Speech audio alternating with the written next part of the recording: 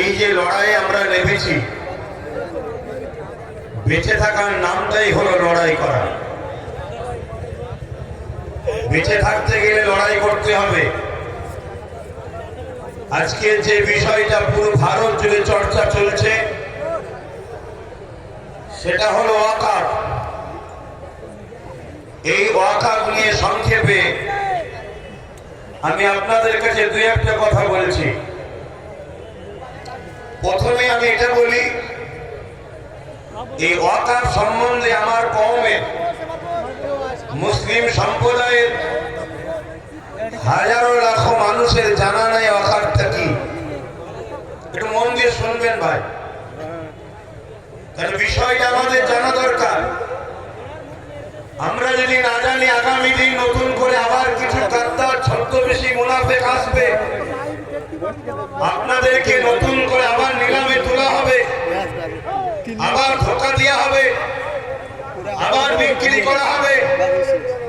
আর আপনারা অতি সামান্য পয়সাতে বড় সহজে বিক্রি হয়ে যাবেন। এই জায়গা থেকে দাঁড়িয়ে যদি আপনারা রুখে না দাঁড়ান, তীর যদি না ধরেন, আমি মনে করি এই কথা বলাটা আমার অপরাধ হবে না। আপনাদের পরের প্রজন্ম নিউ জেনারেশন ছেলে মেয়ে বাচ্চা যারা আছে তারা আপনাদেরকে কখনো মাফ করবে না। এমন যেন মনে হবে এই বাচ্চা কোনো মুসলিম ঘরে জন্ম নেওয়াটাই অপরাধ করে ফেলেছিল। এদের বাপ দাদুরা, এদের মা বোনেরা, এদের আত্মীয়রা তারা সজাগ সচেতন নয় বলে আজকে বারবার আমরা ঠকতে ঠকতে এমন একটা জায়গায় আমাদের বাচ্চাদেরকে পৌঁছাতে যাচ্ছি যেখান থেকে ঘুরে দাঁড়াবার আমাদের বাচ্চাদের কিন্তু আর উপায় থাকবে না।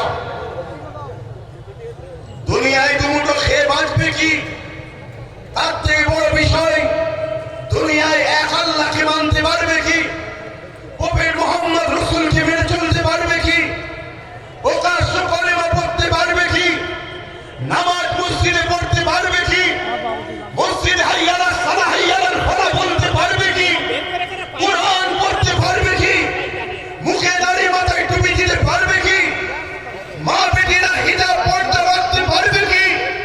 এই অস্তিত্বের লড়াই কিন্তু আজ আমরা নেমেছি। তাই প্রথমে আমাদের জানা দরকার এই ওয়াকফটা কি। খুব ভালো করে শোনেন, ওয়াকফ বিষয় যদি আমরা না জানি তাহলে আমাদেরকে বোকা বানাতে খুব সহজ হবে।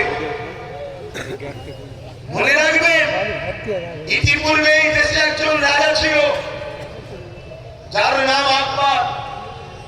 নামটা শুনতে মুসলমান হলো, কিন্তু সে ছিল একটা হতভাগা। কোরআনের বিরুদ্ধে একটা দ্বীন-ই ইলাহি বলে কিতাব বার করেছিল। সে আকবর দেখেছিল আমি সবাইকে বোকা বানাতে পারলো। এই খেটে খাওয়া, এই লেবার শ্রেণী মাথায় টুপি না থাকতে পারে, পরনে জুব্বা না থাকতে পারে, মাদ্রাসার চৌকাঠে পা না দিতে পারে, কিন্তু এই মুসলিম সমাজকে কোরআনের বিরুদ্ধে নিয়ে যাওয়া এত সহজ ব্যাপার হবে না। এরা গান যাত্রা ফাংশনে চলে যাচ্ছে অন্যায়, কিন্তু কোরআনের বিরুদ্ধে হাত উঠলে আমি একবারকে আমার অস্তিত্বকে মিটিয়ে দিতে এই মুসলমান কিন্তু এক পা পিছ পা হবে না।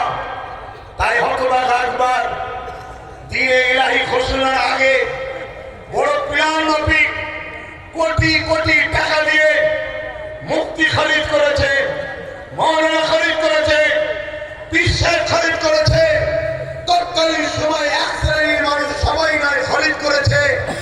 তাদের টাকা দিয়ে মুসলিম সমাজ যখনই অন্যায়ের বিরুদ্ধে দাঁড়াতে যায় তখন এই সকল ছদ্মবেশী আলেম ওলামা মুফতি মাওলানা গুলোকে তাদের সামনে দাঁড় করিয়ে দেওয়া হয়। এরা তখন আকবরের পক্ষে বিভিন্ন দলিল খাটিয়ে আকবরের প্রতি টিকিয়ে বাঁচিয়ে রাখার ষড়যন্ত্র করেছে। কিন্তু এক মুজাহিদ দাঁড়িয়েছিল, হযরত মুজাদ্দিদ আল-বাসানি, তিনি কিন্তু আকবরের বিরুদ্ধে সংগ্রাম করলো এবং তিনার পক্ষে যারা হকপন্থী আলেম ওলামা ছিল তিনারাও দাঁড়ালেন।